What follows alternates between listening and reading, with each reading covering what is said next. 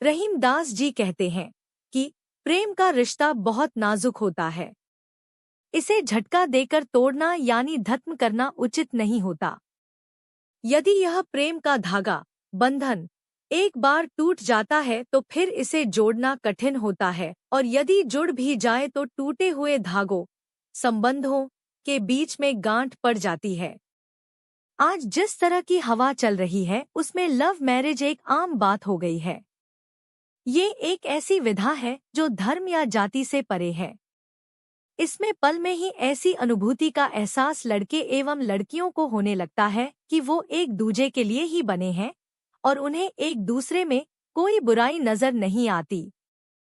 अंततः आज के अभिभावक भी यही समझते हैं कि बच्चे बालिग हैं, मैच्योर हैं तथा आज की परिस्थिति को बेहतर समझते हैं और मनपसंद पार्टनर के साथ ज्यादा खुश रहेंगे, जिससे वे बच्चों की पसंद को अपनी पसंद बना लेते हैं तथा विवाह की स्वीकृति में कोई अड़चन उत्पन्न नहीं करते। परंतु आजकल समाचार पत्रों में लवबर्ड को लेकर जिस तरह की खबरें पढ़ने को मिल रही हैं, वो हृदय को व्याकुल कर दे रही हैं।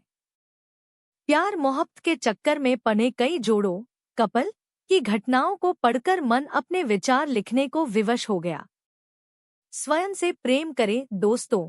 ये चट मंगनी और पट ब्याह वाले रिश्ते क्या फेरों में ली गई कस्मों को यथार्थ में अपनाते हैं या 7 जन्मों के पवित्र बंधन को 7 महीने या 7 साल का ही मानते हैं? क्योंकि अक्सर देखा जाता है कि कुछ समय पश्चात 4 दिन की चांदनी फिर अंधेरी रात को चरितार्थ करते ये लव बर्ड सिर्फ एक दूसरे की कमियों को ही देखते हैं। ये वही युगल होते हैं जो शादी के पहले हर कमियों को नजरअंदाज करते हुए एक दूसरे में सिर्फ अपनी दुनिया देखते थे, परंतु वक्त के साथ प्रेम और समर्पण की भावना को पुराना फैशन समझकर तिलांजलि दे देते हैं। अपनी पवित्रता को खोता हुआ प्यार आज एक मजाक हो गया है। आज तू तो कल कोई और, एक स्टेटस सिंबल बन गया है। आज प्यार पूजा है या प्यार इबादत है तथा प्यार 2 दिलों का बंधन है जैसे जुमले किताबों में दफन होते नजर आ रहे हैं। हीर रांझा, लैला मजनू के किस्से तो एक ऐसा इतिहास बन गए जो अब दोहराते नजर नहीं आ रहे। आज के अधिकांश युवाओं में रिश्ते और जिम्मेदारी निभाने का साहस कम हो रहा है। बदलते फैशन की तरह रिश्ते भी बदलते जा रहे हैं। पढ़े लिखे नौजवान कपल जो बनी बनी कंपनियों में कार्यरत हैं, अपने बच्चों के सामने ऐसे लगते हैं जैसे उनको अपने बच्चों की भी परवाह नहीं है। परिवार और समाज की तो पहले ही अनदेखी कर चुके हैं। बच्चों की कोमल भावनाएं कितनी प्रभावित हो रही हैं, इसका अंदाजा भी नहीं है।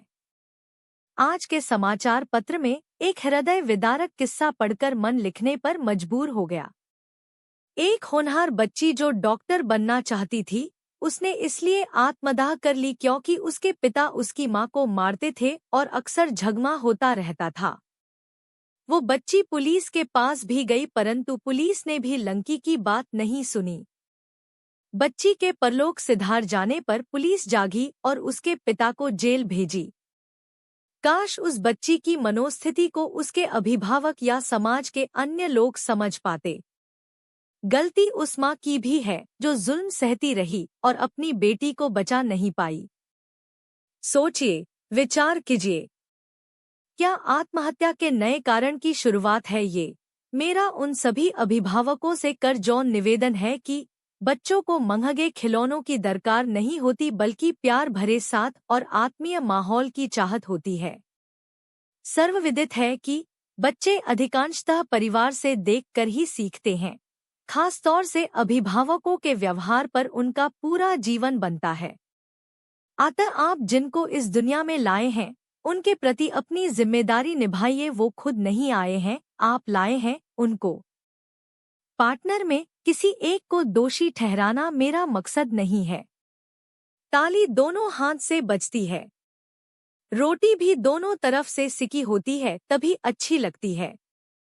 मेरा उन सभी अभिभावकों से निवेदन है जो अपने परिवार में दिन रात कलह झगड़े का वातावरण बना रहे हैं। क्या है आपका सबसे महान गुण? कृपया अपने अंग के व्यवहार से बच्चों की कोमल भावनाओं को आहत न करिए। दुनिया में सबसे खूबसूरत पल होता है अपने बच्चों को मुस्कुराते हुए देखना। यकीन मानिए, जब आपको पता चले कि उनकी मुस्कुराहट के पीछे का कारण आप हो, तो आपको जो खुशी मिलेगी वो कुबेर के खजाने से कम नहीं होगी। एक जापानी कहावत है कि एक पिता की अच्छाई पहाड़ से भी ऊंची होती है, एक माँ की अच्छाई समुद्र से भी अधिक गहरी होती है। आजकल तो प्यार का एक नया ही रूप बहुत तेजी से बढ़ रहा, जिसमें एक तरफा चाहत को प्यार का नाम देकर कुछ मंचले ना सुनने पर लड़कियों पर तेजाब फेंक देते हैं। कुछ तो स्वयं को ही आहत कर लेते हैं। ये कैसा प्यार है जो सिर्फ तेजाबी मानसिकता को ही समझता है? परिवार या समाज की परवाह न करते हुए धर्म और जाति से परे प्यार की दुहाई देने वाले कुछ लवबर्ड के अमानवीय किस्से तो रूह को कंपा देने वाले हैं। मन भर जाने के बाद लंकी के साथ हैवानियत भी काम जाए, उससे भी खतरनाक सुलूक करने का किस्सा अक्सर अखबारों में छाया हुआ है।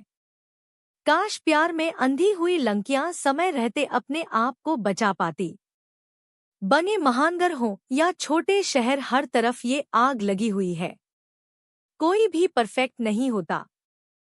हर किसी में कुछ कमी होती है तो कुछ खूबियां भी होती हैं।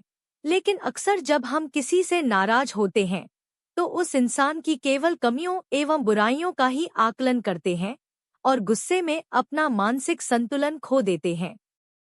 सामान्य ढंग से स्थिर मनोभाव से भी बात की जा सकती है।